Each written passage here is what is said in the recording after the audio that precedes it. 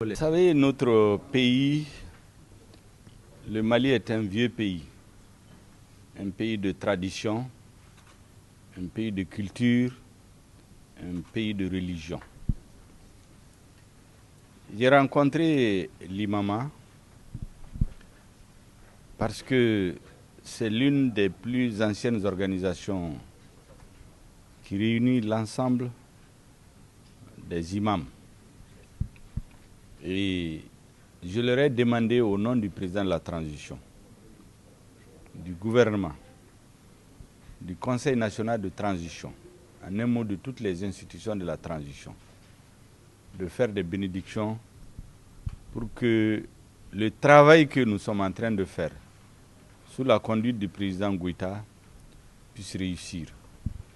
Je leur ai dit que le travail que le peuple malien est en train d'abattre réussira lorsque chacun joue son rôle.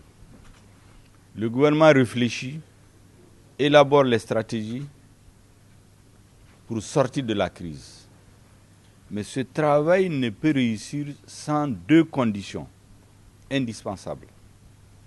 La première, c'est le soutien massif du peuple malien dans toutes ses composantes, des villes et des campagnes, de l'intérieur et de l'extérieur.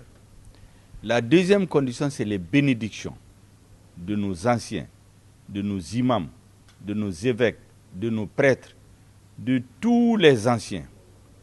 Sans les bénédictions et le soutien populaire, le travail du gouvernement ne peut pas réussir. Je les ai donc invités à continuer à prier pour le gouvernement, pour le président, pour la réussite du travail de la transition, dans les mosquées, dans les églises, partout, dans les paroisses, partout où les Maliens se trouvent.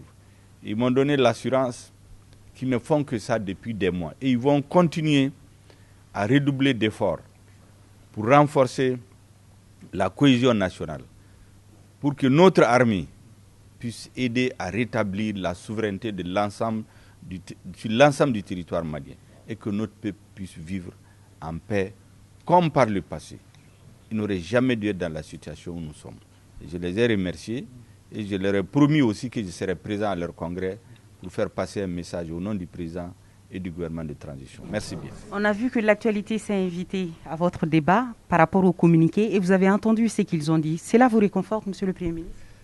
Vous savez, le plus important, le président de la transition nous dit toujours que le centre de gravité dans notre combat, c'est le peuple. Chaque acte que nous posons, nous mesurons d'abord son impact auprès de notre peuple. Est-ce que notre peuple est d'accord avec nous? Est-ce que notre peuple se reconnaît dans ce que nous faisons? J'ai été heureux aujourd'hui d'entendre que tous les actes que le gouvernement vient de poser ces derniers moments, notamment le dernier auquel vous faites allusion, est fortement soutenu par notre peuple. Quand ça vient de la bouche des sages, qui sont très pondérés, ça veut dire que c'est une mesure qui a été mûrement réfléchie, qui a été pesée et sous-pesée. Je suis donc ravi qu'ils nous disent qu'ils soutiennent le gouvernement dans cette démarche.